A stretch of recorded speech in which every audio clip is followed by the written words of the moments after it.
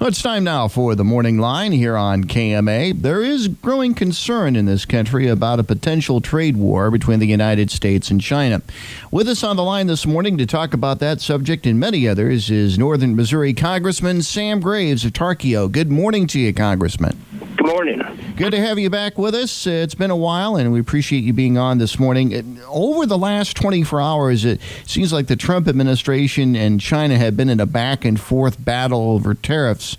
Exactly how close are we to an actual trade war with China right now? Well, I'm afraid we're real close. Hopefully we're going to get this worked out, but this is what many of us who represent agriculture districts feared was retaliation as a result of, the steel and aluminum tariffs and retaliation on ag products. And that's what, we're going to continue to worry about that, and hopefully we're going to come to a resolution, but I think we're real close. Now, China announced yesterday a total of $50 billion in tariffs on American goods, and soybeans are included in that. Now, if we do get into a trade war, and if this sort of a thing continues, what impact do you think the tariffs are going to have eventually on American farmers? Well, it's going to slow down that trade, obviously, and it could have a huge impact on the ag economy, and that's the last thing we need right now. The problem with agriculture, those of us who farm is we're price takers on both ends. We have no control over our input costs. We have no control over our output costs. Then you get into something like a trade war, and it just makes it even worse. It squeezes that profit margin even more. And this is at a time where the markets are kind of fluctuating at around soybeans and corn and such. How questionable is the timing of this, given the fluctuation in the markets right now? Well, obviously, everybody's trying to make their decisions right now on what to plant and how much to plant. So the timing, couldn't be worse, to be quite honest with you, trying to figure out what you're going to do and if you make any changes to what you had already planned, from last year. What about the impact on manufacturing goods? Now, the president justified his increase in tariffs on things like steel and aluminum because he wanted to protect the American workers. He wanted to protect American manufacturing. But what impact would a long-range trade war with China have on manufacturing goods in this country? Well, it'll increase the price of steel and aluminum, and anything with those, with those metals in it is going to increase in price, and that's the problem. That's one of the reasons I've always been a free trader and believe in that, and I don't have a problem with fair trade, making sure that we get good trade deals. But the last thing we want is a trade war over tariffs. We haven't seen that for some time now because we have had free trading, and it could have a devastating impact. If this tit-for-tat situation continues between the U.S. and China on goods and tariffs, what is the long-term effect on the economy? Because the stock markets have kind of gone up and down over the last few weeks over this situation.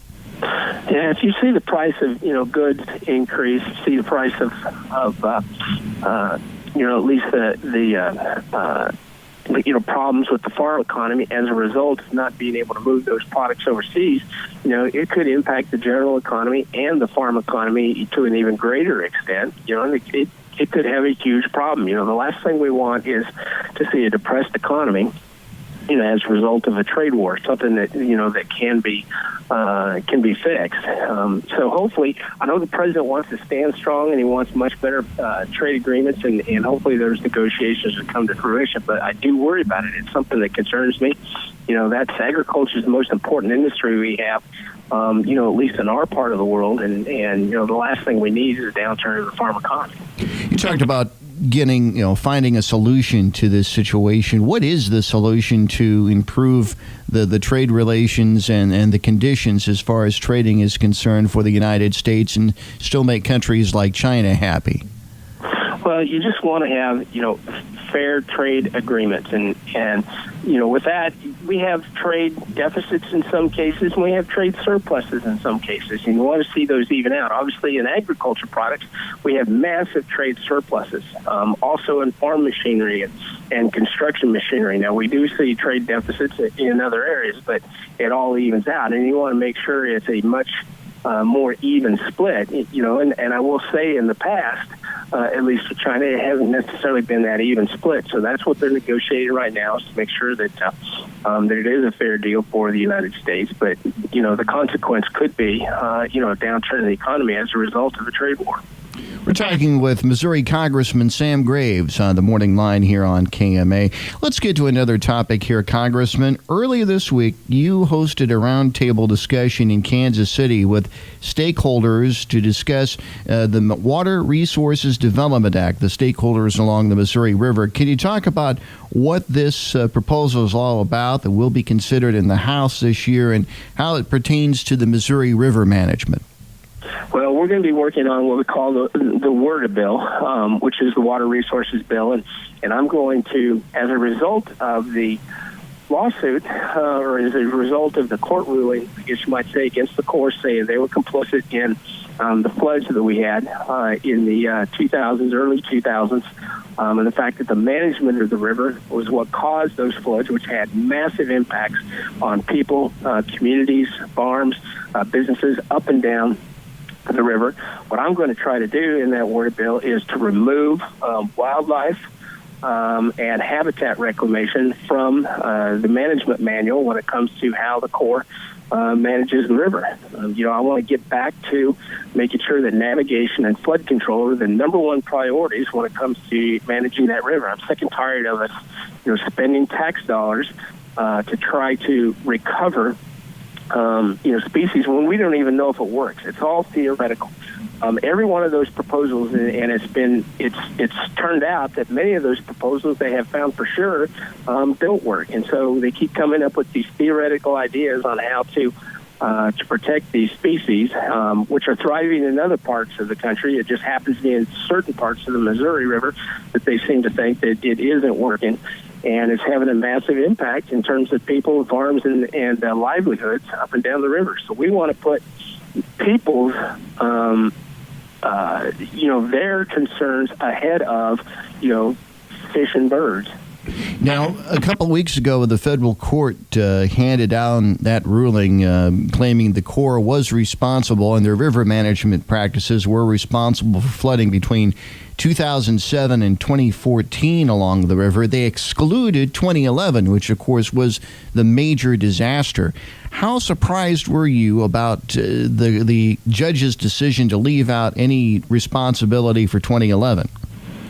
Well, 2011 was obviously a little bit different, and they took a look at all of those cases. Was I surprised? It's hard to say. I was very happy to see that the other 5 floods were included. I remember 2007 and 2008 were both devastating floods in our part of the world, but that's what we needed. They were shown to be, the problem. The management of the river was the problem. That's the reason, or part of the reason why it flooded was the Corps' management. So, that's what we needed. It would have been nice to have had all of them thrown in there, but regardless, the devastation from the other 5 incidences was bad enough to cause problems for our entire region up and down the Missouri River. But that's what we needed to show, and obviously that's what we got, and we'll move forward from here. One final question, Congressman. What kind of a reception do you expect the WRDA bill to receive in Congress? Do you have enough support for this bill? I think we do. In the past, we've always had the support we needed to be able to move WRDA, and I think we've got that same support this time. There may be a little bit of a hiccup when it comes to trying to remove habitat and wildlife from it. There are people in Congress that think that protecting those birds and fish over people is the way we should be doing it, but I think we've got enough support to be able to get it done regardless. We'll be talking more about this, I'm sure, in the future. And Congressman, good to have you back with us, and we'll talk to you again somewhere down the line. Have a good rest of the day. You too. Thank you very much. That's Northern Missouri Congressman Sam Graves on the Morning Line here on KMA.